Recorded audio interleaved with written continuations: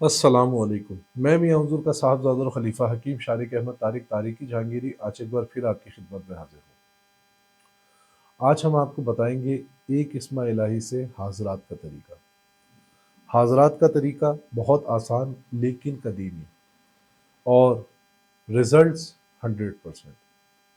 तरीका बहुत आसान और हर काम आसानी से आप हज़रात के ज़रिए कर सकते हैं। उसके बाद करना आपने ये है, तरीका इसका ये होगा कि आपने 72 दिन इसका अमल करना होगा और 72 दिन रोज़ाना की बुनियाद पर 72 मरतबा या बासितो पढ़ना होगा। याद रखें 72 दिन तक आपका तर्क जलाली और जमाली का परहेज़ रहेगा। एक अदद मिट्टी का चिराग लेंगे, आधा किलो सरसों का तेल लेंगे और रुई का एक टुकड़ा लेंगे रोज़ाना की बुनियाद पर, उसको आप अच्छी तरीके से धागे से बांधेंगे, रुई को तेल में गीला करेंगे और उस रुई को जला देंगे। साथ में संदल का बखूर आपने 72 दिन तक रोज़ाना जब भी आप पढ़ने बैठेंगे, आपने संदल का बखूर लाज़मी इस्तेमाल करना है। 72 दिन तक रोज़ाना 72 मरतबा या बासितो पढ़ेंगे और चिराग की लौ को देखते हुए उस पर जो है यकसुई कायम करते हुए 72 मरतबा रोज़ाना या बासितो पढ़ना है, 72 दिन तक।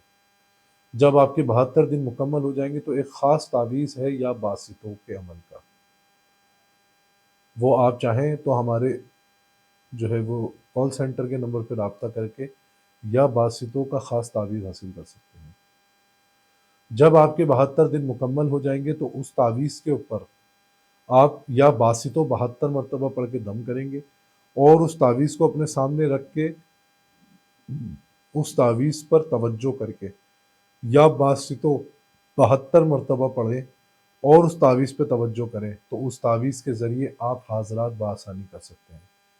याद रखें इन 72 दिनों में आपने कोई शरई काम नहीं छोड़ना, पाँचों वक्त की नमाज़ पढ़नी है और तमाम शरई अहकामात की पाबंदी करनी है और इन 72 दिनों में आपने किसी की दिल आज़ारी नहीं करनी, आपने अपनी ज़ात से किसी को तकलीफ़ नहीं पहुँचानी, आपने अपनी ज़ात से किसी को रंज व गम नहीं पहुँचाना।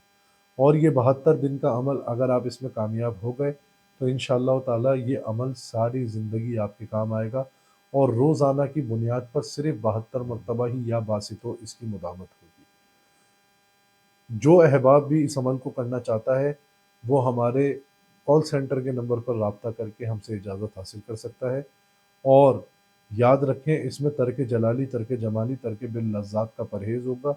जगह एक होगी, तस्बीह एक होगी, मुसल्ला एक होगा और इशा की नमाज के बाद ये अमल कर सकते हैं और फजर की अज़ान से पहले पहले।